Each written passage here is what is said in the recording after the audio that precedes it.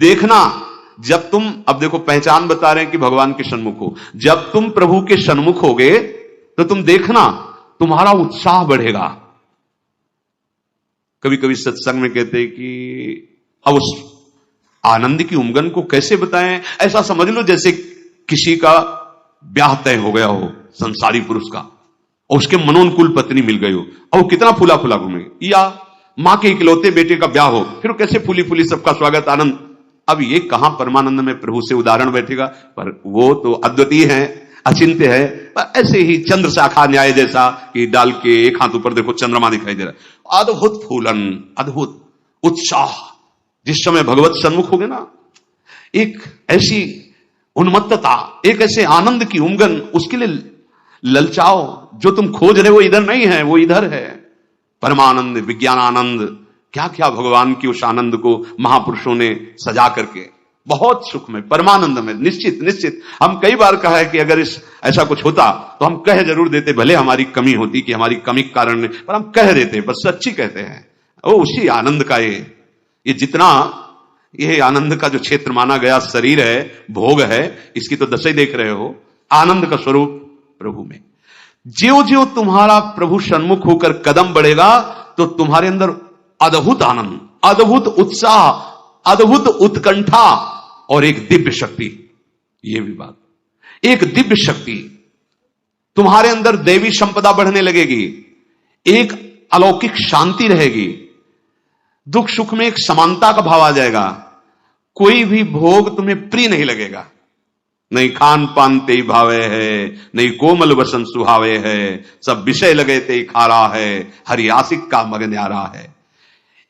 संत जन देखते ही ऐसे लगेंगे जैसे स्नेह संबंधी जन मिलते हैं। अच्छा अच्छा, ऐसे संतों को देखते ही मन नाच पड़ेगा, आज तो हो भाग्य भगवत सन्मुख का, आज तो हो भाग्य, हमें साधु समागम मिला, हमें संत जन मिले।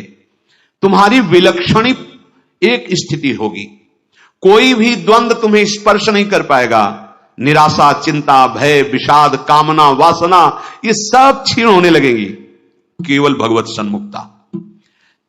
जब तक तुम भगवान की तरफ पीठ किए हो और संसार भोगों की तरफ मुख किए हो, तो तुम कुछ भी कर लो, तुम्हें सुख शांति मिलने वाली नहीं। जितना जितना तुम भोग संग्रह, धन वैभव एकत्रित करोगे, उतना ही अशांत और चिंतित और शोकित होते जाओगे। ये महापुरुषों की बात है, देख लो अपने हृदयों को।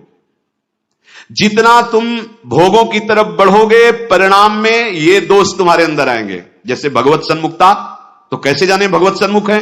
तो बोले जो ही तुम भगवत सन्मुख होगे तो तुम्हारा एक एक क्षण नवीन उत्साह, नवीन उत्कंठा, दिव्य शक्ति और दैवी संपदा, शांति, समता, वैराग्य, प्रेम और संतों को देखकर अपार सुख, ऐसा ये भगवत सन्मुखता का लक्षण। अब यहां बता रहे, चाहे जितना तुम धन वैभव भोग एकत्रित कर लो, भगवत विमुख हो तुम्हें कभी सुख शांति नहीं मिल सकती। भगवत विमुख का लक्षण क्या है? भय, विषाद, चिंता, राग, द्वेष, वैर, अशांति, द्रोह, दंभ, पाखंड, परिग्रह, हिंसा, कामना, वासना, ममता, दुर्गुण, दुर्विचार, भयानक दुख, ये भगवत विमुख के लक्षण है।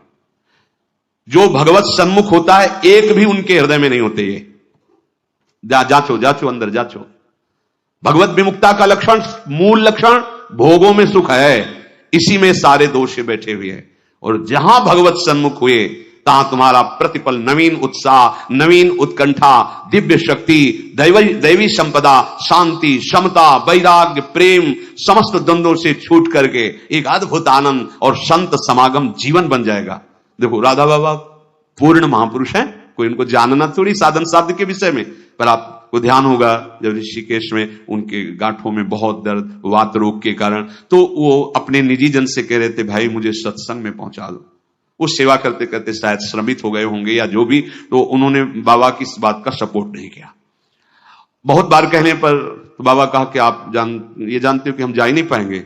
उन्होंने कहा आप जा ही नहीं पाओगे क्योंकि आपकी गांठ, बोले ऐसा नहीं।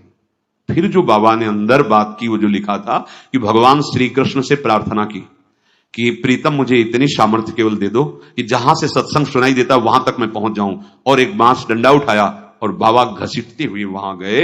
इस बात का बहुत प्रभाव पड़ा हृदय में कि इनको कोई साधन साध्य विषय अब जानकारी की आवश्यकता नहीं, पूर्ण महापुरुष हैं।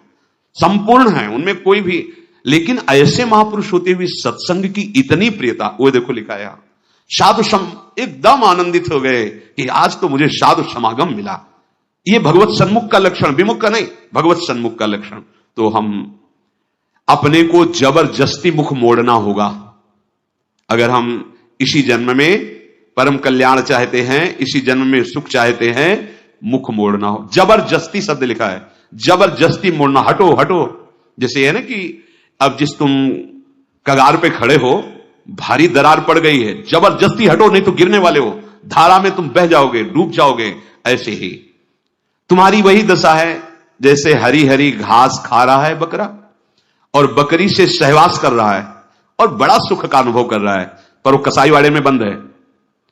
वो ये नहीं जान रहा कि अब की नंबर हमारा आ रहा है, गड़ासा चलने का, वो ये नहीं जान पा रहा है। इसी प्रकार आप खान पान, शौक, मौज मस्ती, परिवार, सांसारिक सुख भोग रहे हैं, पर आपको पता नहीं कि काल के कसाईवाड़े में है।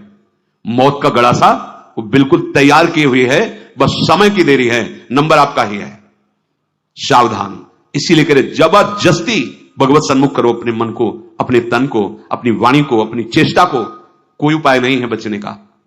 आपको दिखाई दे रहा क्या है, तो भयभीत कर रहे हैं, आप देख ही नहीं पा रहे हो, भय तो तांडव मचा रहा है। देख लो, ऐसे जरा सी भूमि हुई, हजारों लोग मकान के नीचे दब के मर गए। ऐसे जल में उफान आई, एक लहर आई, प्रांत का प्रांत नष्ट कर दिया। क्या क्या लीलाएं हो रही प्रकृति की, माया की। हमारा भी तो नंबर आएगा ना कोई तो आएगा, काल का रूप, कहीं ना कहीं कोई रोग, कोई घटना, कोई, और हम मस्त हैं जैसे बकरा हरी हरी घास खा रहा है। ऐसा उसको लग रहा है हम बड़े सुखी, ये पता नहीं अगला नंबर हमारा है। तुमको बिना सूचना दिए, बिना राय के तुम्हारी मृत्यु तुम्हारा नाश कर देगी। मृत्यु किसी से राय लेती क्या कि अब हमारी प्रार्थना स्वीकार करें, हम अपना काम शुरू करें, दी आपकी आज्ञा हो? ऐसा नहीं। अगर ऐसा हो तो कोई तैयार नहीं होगा, कोई नहीं तैयार होगा। बिना आपको सूचना दिए, बिना आपकी राय के वो आपका नाश कर देगी मृत्यु। इसलिए वो सहसा आप पर आक्रमण करेगी, उसके पहले आप सावधान हो जाओ। अब वो कब करेगी कुछ पता नहीं है, इसलिए आपको अभी से, इसी सेकंड से सावधानी करनी है। क्या? एक एक वृत्ति को कृष्णाकार कर दो, प्रियालाल के चरणों में लगा दो। बुद्धिमान उपासक सावधान, तुम्हारी जन्म के साथ ही मृत्यु पैदा हो चुकी तुम्हारी। कितने अनुभवी महापुरुष कह रहे हैं सावधान, जब तुम्हारा जन्म हुआ था उसी समय तुम्हारी मृत्यु भी पैदा हो गई है। बस तुम्हारे साथ चल रही मृत्यु अवसर देख रही है, समय देख रही, जहां पूरा हुआ वो अपना काम कर देगी। इसलिए प्रतिक्षण तू मृत्यु की दृष्टि में है, शिकार बिल्कुल लक्ष्य पे है। मृत्यु का अंतिम स्पर्श तुम्हारा सर्वनाश कर देगा। शरीर, रुपया, पैसा, कामना, घर, मकान, पद, पदवी, सब। अतः तुम कुछ ऐसा करो जिससे मृत्यु शरीर पर प्रभाव पड़े, आप पर नहीं। आप कर्ता भोक्ता भाव में, इसलिए आप पर प्रभाव पड़ता है। वो क्या है? इस चक्र से सदा छूट जाने के लिए एकमात्र सब ग्रंथ, सब संतों, सब पंथ का निर्णय है सतत भगवत भजन, सतत भगवत चिंतन, प्रभु के आश्रित होकर प्रभु का भजन। एक छोटी सी वस्तु जब भाव में भरकर आप प्रभु को समर्पित करते हैं तो प्रभु से बहुत बड़ी मान लेते हैं। हमारे प्रभु का स्वभाव ऐसा है। पत्रम पुष्पम फलम तोयम ये में भक्ता प्रति। देखो नाशवान वस्तु है ना, अगर एक चुल्लू जल भगवद अर्पण कर दिया, भगवान उतने में प्रसन्न हो रहे।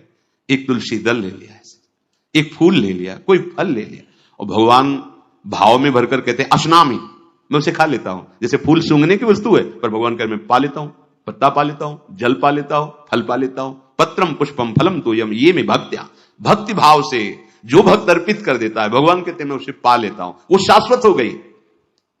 दो प्रकार की बैंक है, एक मायाकृत बैंक, एक हरि बैंक। हरि बैंक में वही वस्तु जमा होती है जो त्वदीयम वस्तु गोविंदम तुभ्यमेव समर्पय से होता है। ध्यान रखना, आपके द्वारा दी हुई वस्तु आपको समर्पित है, ये हरि बैंक में जमा हो गया। अगर आप निष्काम भाव से करते हैं तो भगवत प्राप्त हो जाएंगे, सकाम भाव से करते हैं तो आपको बहुत आगे बढ़ करके मिलेगी। और यहां जो बैंक में मायाकृत जमा है ये सब रद्द, शरीर छूटा, सब व्यर्थ गया। मानव जीवन का एक एक क्षण इतना कीमती है कि उसके बदले में फिर कुछ नहीं है कि हम ये दे करके समय खरीद ले। तो ऐसे समय को केवल केवल महामहिमा में भगवान नाम स्मृति में लगाओ। सब चेष्टाएं हो रही, नाम जप कर रहे हैं, आपका बैंक बैलेंस बढ़ रहा है। एक एक नाम, जैसे कोई भूखा व्यक्ति एक एक कवल पाता है तो तुष्टि पुष्टि क्षुधा निवृत्ति होती जाती है, ऐसे ही एक एक नाम संसार से वैराग्य, अपने स्वरूप का ज्ञान और भगवान के चरणों में प्रेम, ये तीनों होते चले जा रहे हैं।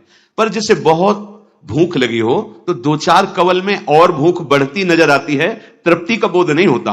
आधे पेट होने के बाद फिर स्वाद और तृप्ति का अनुभव होने लगता है, फिर पूरा जब पेट भर जाता है तो कहना क्या है।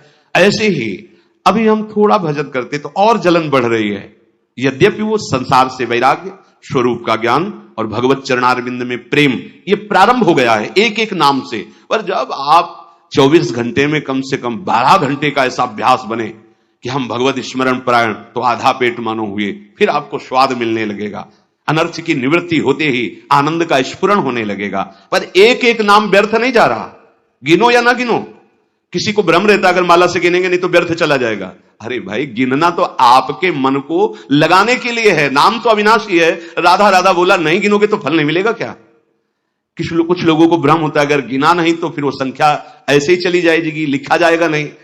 गिनना केवल मन को लगाने के लिए है, नाम महामहिमा है, गिनो या ना गिनो। अब प्रेमी जन गिनने में नहीं रहते। हाँ, प्रेमी जन तो श्वास प्रश्वास अपने प्रीतम के नाम का वर्तमान में स्वाद ले रहे, उसका और कोई फल नहीं चाहिए। ये जिह्वा पे राधा राधा चल रहा है, हमें सब कुछ मिल गया, बस यही चलता रहे, हम भूलू ना। इतना स्वाद, इतनी महासुख की वृत्ति उदय होती है, सामने प्रियालाल हृदय आनंद की उफान में, जिह्वा पे नाम, अब उसे क्या चाहिए?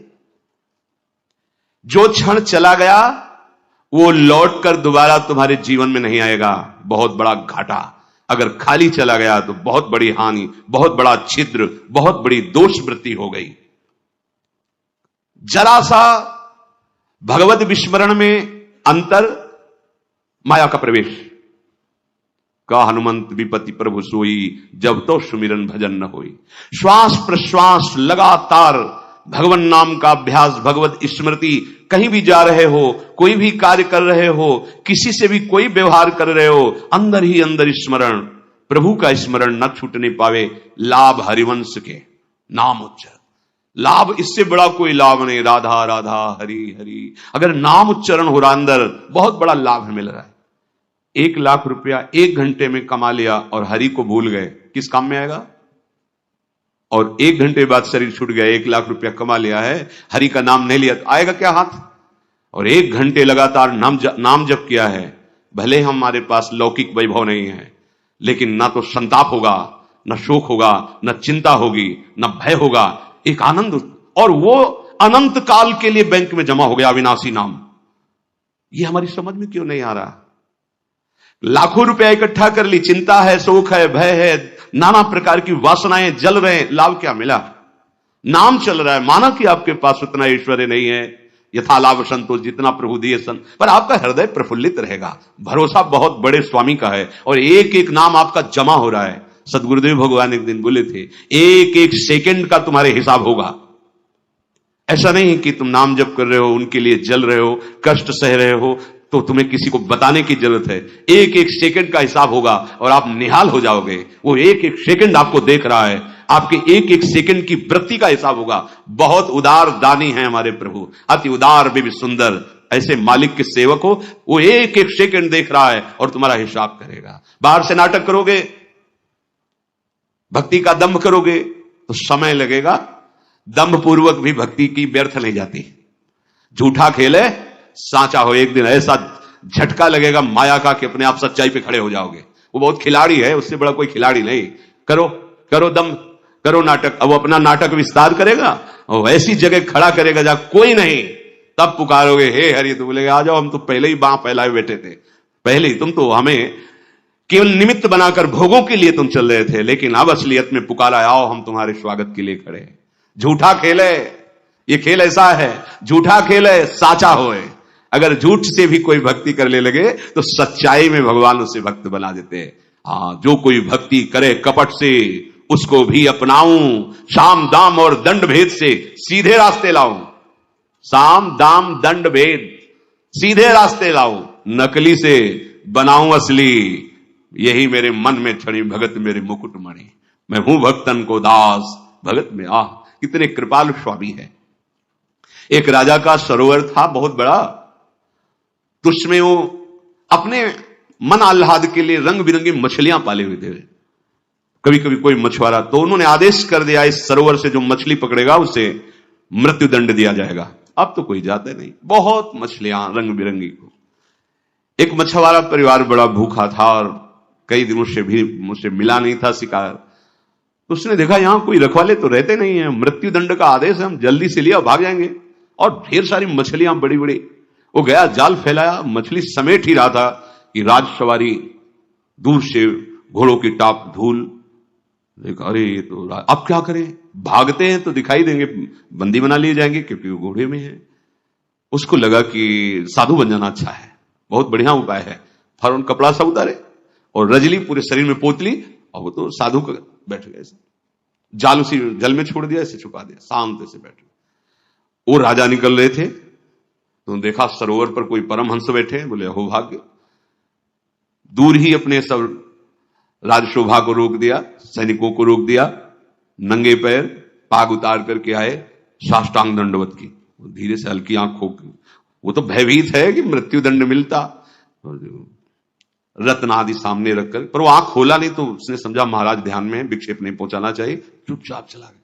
जब घोड़ों की टाप दूर ऐसे जाते हुए वो चले गए, तो आंख खोला तो देखा रत्न आदि हीरे आदि।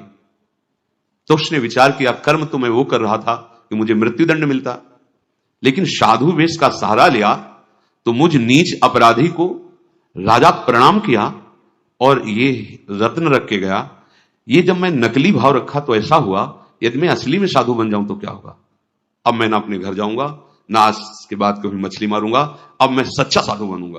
बना दिया। जो कोई भक्ति करे कपट से उसको भी अपनाओ, पर काहे को समय बर्बाद करोगे। आपको भगवान ने सत्संग दिया है तो आप सच्चे मार्ग के पथिक बनो। श्वास प्रश्वास तुम्हारी खाली न जाने पावे।